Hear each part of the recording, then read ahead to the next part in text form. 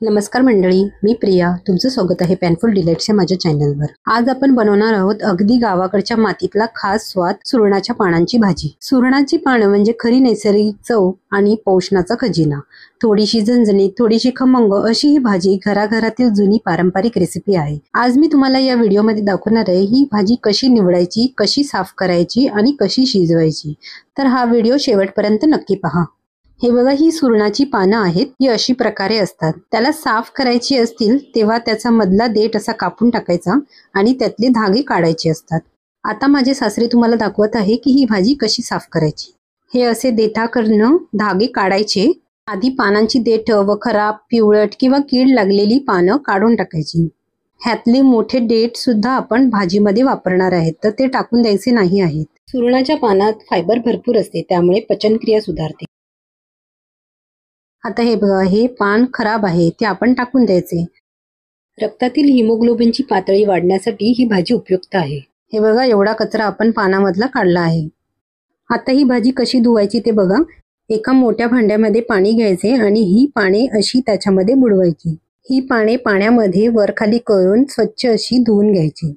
सुरणांच्या पानांमध्ये calcium आणि phosphorus असतो, त्यामुळे हाडे व दात बळकट होतात. यामध्ये कमी कॅलरी व भरपूर फायबर असल्यामुळे वजन नियंत्रणात ठेवण्यास मदत होते.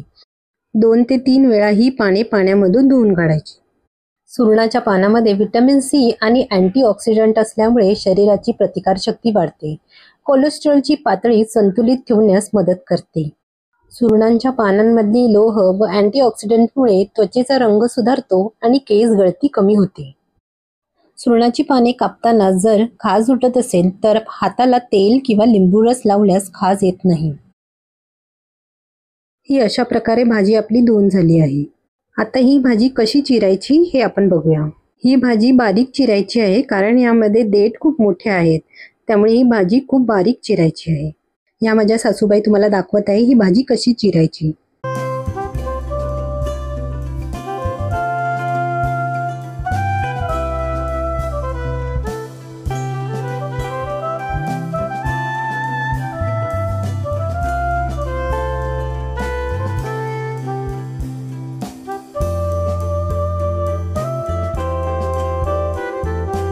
आता ही भाजी सर्व चिरून झाली आहे. बघा, ही केवढी बारीक चिरली आहे.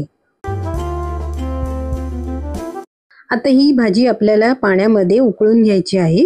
त्यासाठी एका मोठ्या भांड्यामध्ये भाजी घ्यायची आणि त्यामध्ये भाजी बुडेल इतपत पाणी घालायचे. त्यामध्ये 1 चमचा हळद आणि 1 चमचा मीठ घालून याला चांगली उकळी आणायची आहे. सुरणाच्या पानांमध्ये नैसर्गिक ऑक्सिडेंट्स असतात, त्यामुळे पाने नीट शिजवून खाल्ली नाही तर घशाला किंवा जिभेला खाज येऊ शकते. म्हणूनच ही पाने वापरताना आधी उकळून घ्या आणि मग मसाले घालून नीट शिजवा, म्हणजे भाजी चवदार आणि सुरक्षित दोन्ही बनेल. आता जवळपास 5 मिनिटं ही उकळी आली आहे. आपण गॅस बंद करूया. 10 मिनिटांनंतर ही भाजी आपण चाळणीवर काढून घ्यायची आहे आणि त्यामधले सर्व पाणी काढून टाकायचे आणि ती भाजी पिळून घ्यायची आहे. ही भाजी मी आता पिळून घेतली आहे. आता आपण बघूया ही भाजी कशी शिजवायची. गॅसच्या मंद आचेवरती एक भांडे ठेवायचे. त्यामध्ये 2 मोठे चमचे तेल घालायचे. आता यामध्ये बारीक चिरलेले 4 कांदे घालायचे आहेत.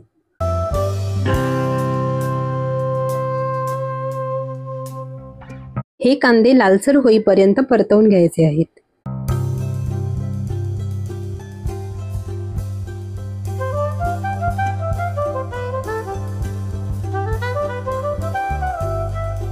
हा बघा, हा कांदा आता लालसर झाला आहे.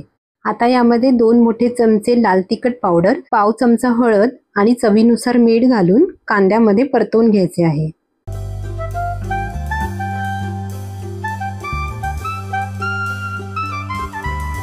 आता आपण अर्धा वाटी चणा डाळ या कांद्यामध्ये घालूया.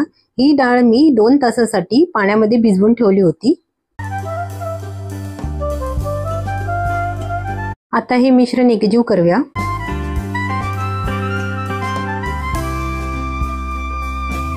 आता डाळ शिजण्यासाठी मी ह्याच्यामध्ये अर्धा कप पाणी घातले आहे.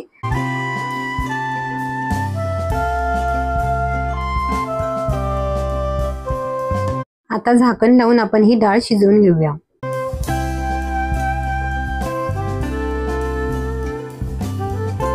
आता जवळपास 5 मिनिटांनंतर ही डाळ शिजली आहे. आपण ह्यामध्ये भाजी घालूया. ही उकळलेली पाने जर थोडा वेळ ताकामध्ये भिजवली तर खाज आणणारे घटक कमी होतात. आता हे मिश्रण एकजीव करूया. भाजी करताना आंबट पदार्थ म्हणजे चिंच, कोकम, आमसुलं, दही आणि तिखट मसाले वापरल्याने ऑक्सलेटचा त्रास कमी होतो. आता यामध्ये कोकम आणि त्यासोबत पाणी घालायचे आहेत. ही कोकम मी 2 तासापूर्वी पाण्यामध्ये भिजवून ठेवली होती. ते पाणी आणि कोकम मी यामध्ये घालते आहे. आता भाजीतले पाणी जाईपर्यंत आपल्याला ही भाजी शिजवायची आहे.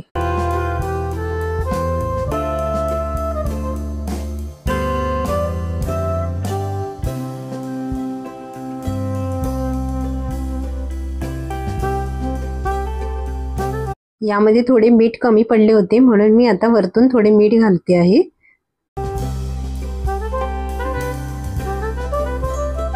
आता वरून 1 छोटा चमचा गरम मसाला घालायचा आहे आणि चांगले एकजीव करायचे आहे. पाने अर्धवट शिजवली तर खाज टिकते, त्यामुळे भाजी नेहमी मंद आचेवर नीट शिजवूनच खावी. आता झाकण लावून भाजीला एक वाफ आणायची आहे. आता गॅस बंद करूया. आपली भाजी तयार आहे सर्व करण्यासाठी. तर मंडळी, अगदी खमंग आणि चविष्ट अशी आपली सुरणांच्या पानांची भाजी तयार झाली आहे. पारंपरिक पद्धतीने बनवलेली ही भाजी गरमागरम भाकरी सोबत खायला मजाच येते. तुम्हीही नक्की करून बघा आणि तुमचा अनुभव आम्हाला कमेंट्समध्ये सांगा. तुम्हाला ही रेसिपी आवडली असेल तर व्हिडिओला लाईक करा, शेअर करा आणि सबस्क्राईब करायला विसरू नका. पुन्हा भेटूया अशाच नवीन रेसिपी सोबत. तोपर्यंत धन्यवाद.